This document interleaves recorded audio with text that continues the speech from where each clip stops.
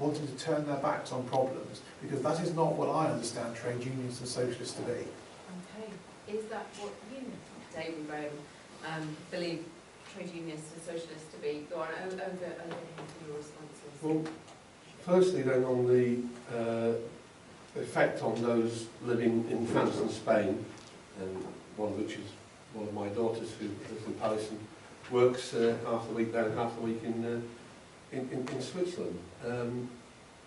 I don't know what the detail of the negotiation was, but the starting point is a thing called the Vienna Convention, which says that people who have, I paraphrase, I haven't got the text in front of me, people who have residency in a country under one treaty, when that treaty is changed, do not lose the rights they inherited from that residency. So my starting point would be nothing would change. Negotiations may develop that, but the starting point would be nothing would change for people who are currently retired in Spain or living and working in European countries. On the specifics, for example, like would they still have the European health insurance card? No, but we had reciprocal health insurance arrangements with European countries before the EEC or the EU invented the European health card. Would they need a visa then to go to some European countries? Possibly, but the whole of America and Canada come to virtually the whole of every European country without any visas. So it's clearly possible that people from outside the EU don't necessarily need visas to come in. But that's, in a sense, an inadequate answer, except that I say I'm fairly sure the starting point is that the Vienna Convention of 1969 means that the rights inherited remain when one treaty and one membership of the organisation changes. On the other two questions that Mark answered, I'm going to take them together because I think they are essentially linked. What opt-outs do we have, and would it be better to stay and fight? Well, some areas we don't have opt-outs at all. So, for example, if Jeremy Corbyn was elected Prime Minister in the next few weeks, because I happen to think David Cameron is toast on Thursday night, and I don't think Boris Johnson or Michael Gove would last long, even if they were to stand for the leadership. I think we're in for some very interesting politics the next few weeks, and the possibility of an early general election by the autumn, notwithstanding the Parliament Act. But if Jeremy was elected and wanted to nationalise the steel industry, then he would have to take treaty changes to Europe. To change, for example, Article 106 of the Treaty for the Functioning of the EU, the modern-day Treaty of Rome. To get that through, he'd have to have all 28 heads of government to agree to that change to allow nationalisation of steel. Now, 19 of the heads of government out of the 28 are Tories or to the right of the Tory party. I don't see that happening. So the problems we have with change is that the way in which the EU has developed, particularly since the early 90s,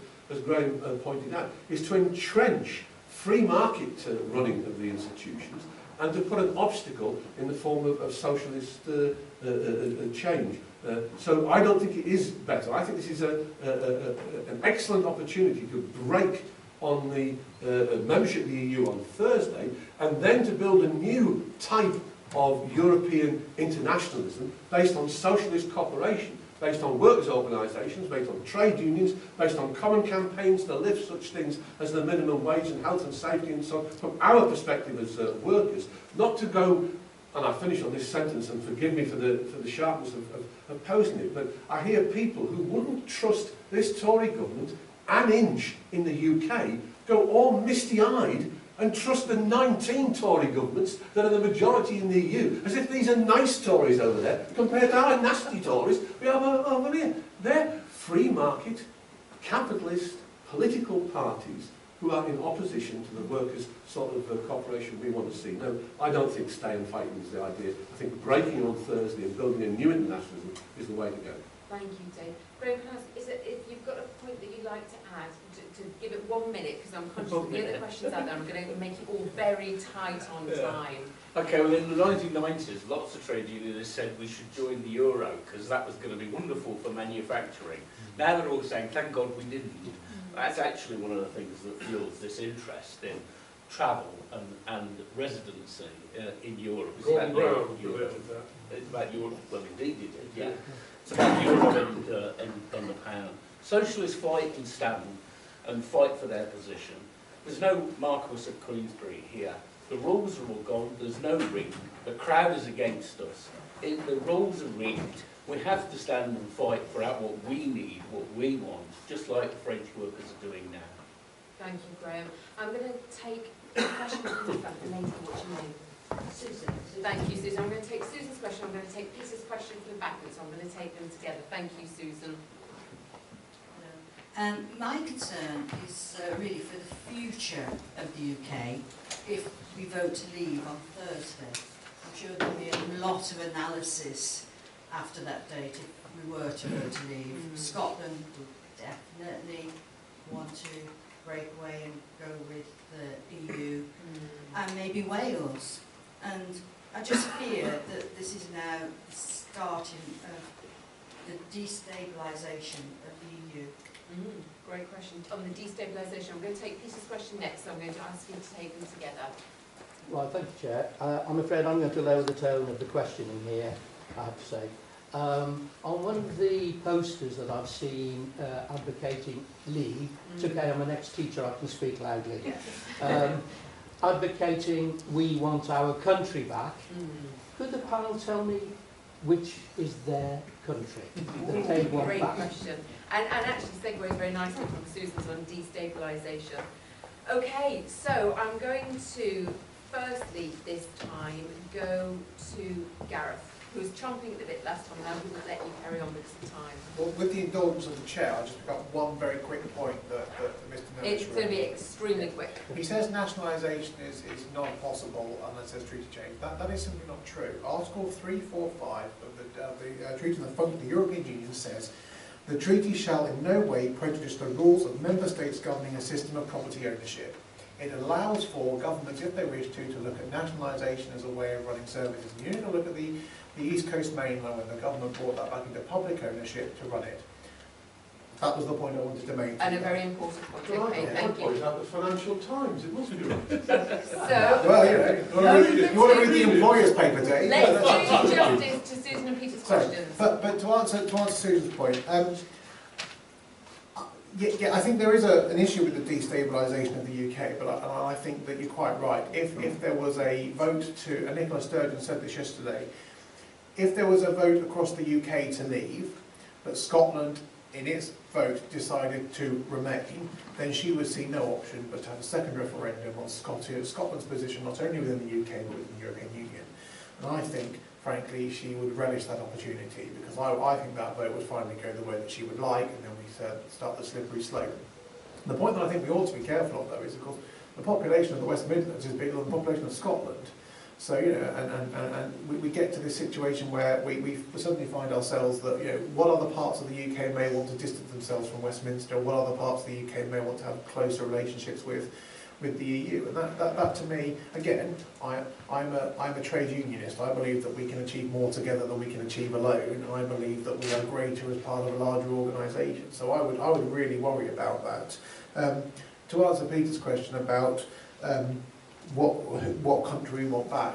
As I said earlier, I was born in 1986, so I turned 30 this year. So a lot of the debates about our pre-EU existence are completely alien to me, and frankly to my generation. So we're constantly being told that, you know, pre-1975 by some of the leading competitors, it was the land of milk and honey, where everything was great, everything was good, everything was wonderful.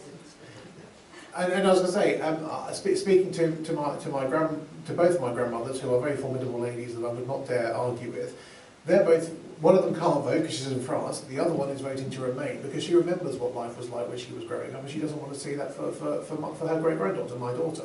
So the question I would pose, though, and almost back to the audience today, in a bit of interactive, is I'm constantly being told that we want our country back. My question is, from who?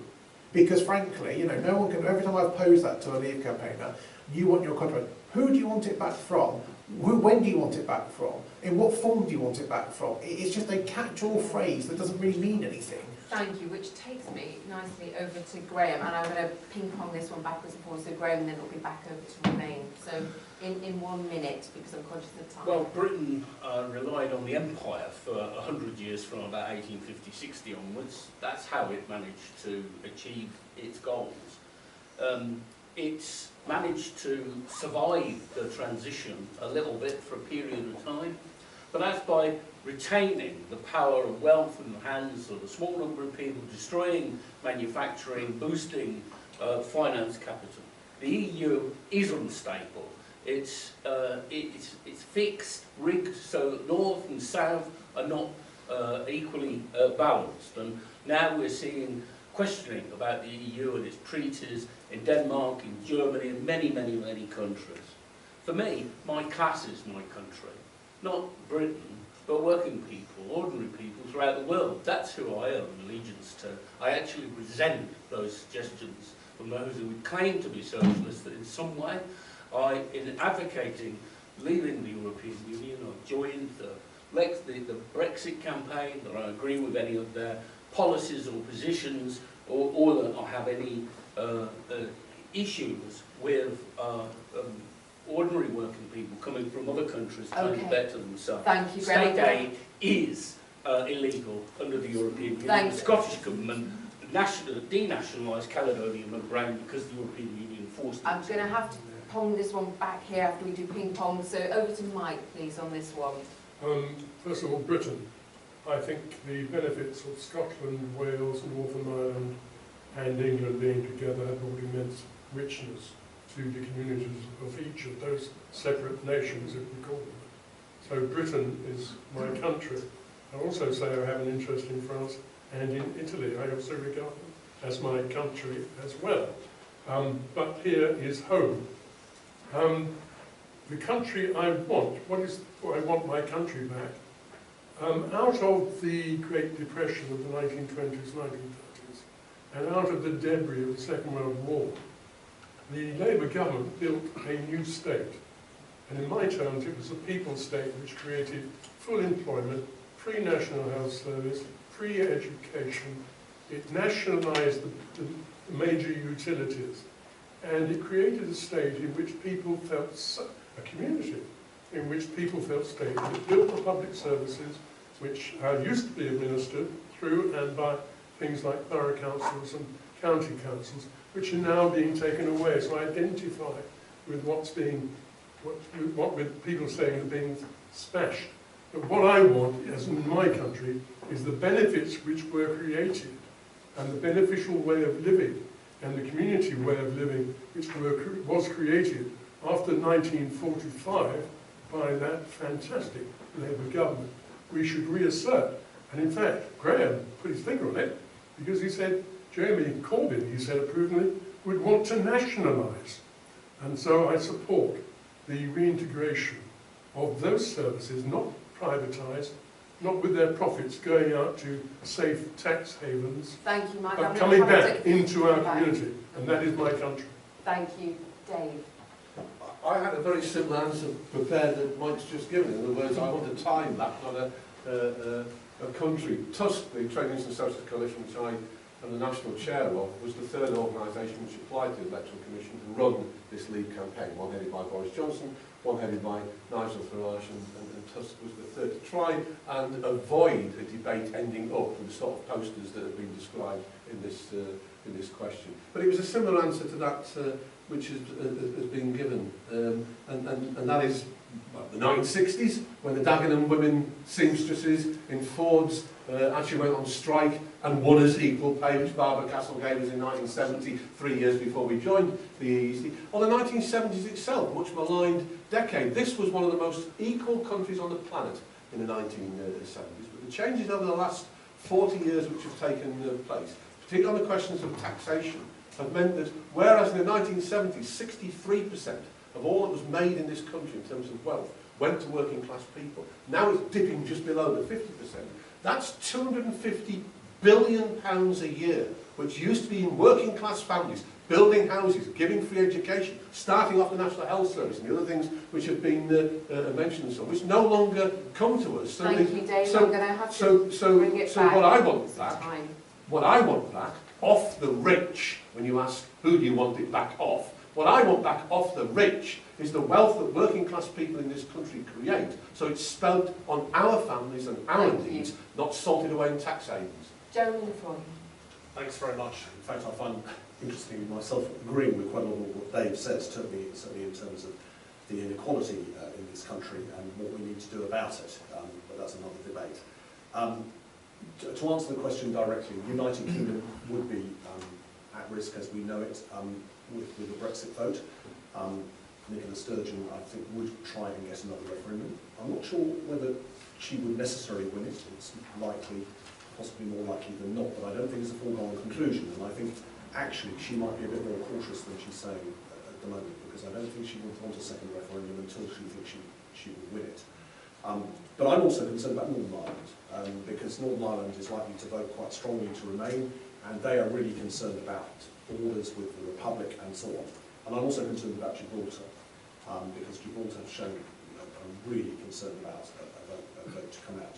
In terms of which country, I mean, I am proud to be British citizen of the United Kingdom, Great Britain and Northern Ireland. I've lived in other countries. I want us to be an outward-looking internationalist country. I'm very proud of the fact that we are in many ways. I don't want us to be inward-looking. But at the same time, we have to go back to the point that Dave was making. If we are to, we have to, in my view, become a bit more like Sweden. We have to become more equal in terms of the way we treat our own people, in the terms of the amount of wealth that goes, that is spread around, that we're not doing at the moment. Thank you, Jeremy. I'm going to pause at that point. I'm very conscious that technically the meeting time is due to be up in 1 minute, but I can see 2 questions which are up there. So if the audience would like, we could take just 5 minutes more to put those 2 questions to the panellists, but I will have to ask for just a 30-second response from each of them. Are you amenable to us doing that? Okay. So there's a question from Stuart, and then somebody else was indicating to me, and now, thank you, I've gone all confused as to where. Okay, please. Thank you, Trudie. It's actually a question from a member of the audience who's asked me to ask on their behalf. Thank you. Now the question is, I have a small business that trades online. Until the announcement of the referendum, about 1/3 of sales were in Europe. Since then, I haven't received any EU orders. What will the Leave campaign do in the event that we leave the EU to ensure that my European orders return? Okay, great question over here. Well, first and foremost, the one is the statement, and the factual statement. Because I worked in the car, I was born at the start of the war. I didn't cause it, but I worked in the car industry, and in the 1970s, in fact, we was paying tariffs to then export our cars into Europe. We don't pay tariffs there. The danger is we may then be forced to pay tariffs then it can come out. So that's one point. Second one then is in respect of Germany. Do you believe that your government then will be able then to run the country regardless of whether we're in or we're out? Because most of your ministers have been so very strong in their sort of views, comments, etc., that if we're in, the one side will be looking as to well, you promised to do this, you promised to do that, and therefore do you not believe that it's far more damaging for the economy? I mean, this referendum, quite frankly, has not really done us any favours in respect of the economy. So what do you think will happen in respect of your government? How do you think they're going to get back together and gel when they've been so strong in contradicting each other in their arguments? Thank you both. I'm going to ask all panellists, bar Jeremy, who I'm going to leave to the end on this one, to just give their answer in 30 seconds. 30 seconds, I am going to be brutal. If you carry on talking, I'm going to just ignore you. Give your reply, please, folks, on tariffs and trade, and we'll end with Jeremy with the supplementary point about how do we govern beyond this point in time. I'm going to begin, please, with Dave. I can't give without more information, a definitive answer as to why orders were lost or how to get them back. But brutally, what happens with Leave or Remain is largely for bigger corporations and their trade in Europe, which is one of the reasons why what's called the FTSE 100 index, which measures the share prices of the 100 biggest companies in Britain, have been so volatile over the past couple of weeks. It's a serious question. I'm quite happy to have a serious discussion That's what's afterwards. there. but I Brutal. can't I know, answer any absolutely shorter. brutal. And over to Mike. Well, first of all, tariffs, fundamentally important. We don't face tariffs when we trade with Europe, and that's going to go. So, and online, I totally sympathise. There's no way back for that kind of person if we are out of Europe. They will face tariffs, and they will face that complete lack of confidence. And I'm very sorry, but that means that we should all vote against Brexit. Thank you. Over to Graham. Oh, well, it's a government issue, not the Leave campaign, certainly not the Lexit campaign. We're not in government, but to deal with tariffs. But the mass volume car industry, which we had in the 1970s, that was publicly owned, was destroyed by deliberate policies. Currently, we do have a bit of a car industry. Its biggest export is to India and China. Well, if I tell you what happened to the 2,000 jobs in the West Midlands solar panel industries... That's not going to happen. It's going to be a story for the pub afterwards, and it's now You'll over find out to the Gareth. I think your point about trade is a very good one, and I think we've forgotten during this campaign that actually it's having impacts on people's businesses and lives now, irrespective of the result on Thursday. All I would ask the question is, can anybody here name me a club where former members have better terms and conditions with the club than current and existing members? Because the answer is none of them do. So I feel whatever the outcome, whatever the outcome, there will, if there is a vote to leave, there will be trade, there will be barriers to trade, and there will be tariffs. Even the most comprehensive trade deal Europe currently has only has about 85% free trade. And Jeremy. Thank you. Who gets a supplementary 30 seconds? I actually worked question. in the car industry for Ford in the early 1980s when there was the beginning of the revival as a result of our membership of the European Union. A plant got in by Jim Callaghan, and I was a member of ASTMS actually when I was there, so I have got that connection. In terms of the point about the government, I think it's a very serious one. I think, I mean, my own personal position is that I will do whatever I personally can in my own small way to try and get people together and to say, look, whatever is the result, we have to govern in the interest of the country, in the interest of the people. And if we don't do that, if we lose the confidence, then we'll have to, there'll have to be someone else who does it. But my opinion is we have to do that. It's absolutely vital because it's far more important. Whatever the future of my constituents, the future of our country is far more important even than the decision on Thursday, and we have to get it together, and there should be absolutely no room for backbiting, or fighting, or whatever. We'll have to see what happens, but I think there is among most people in Parliament a determination to see that happen. But we will see. It's not an easy question. Thank you. Can I ask, has anybody changed their mind tonight as a consequence of the debate? Okay. Thank you so much to our panellists. Please can you join me in thanking them?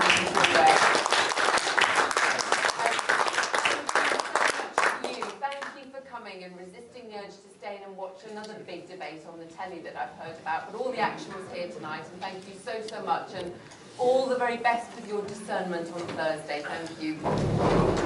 All right. Thank you very much.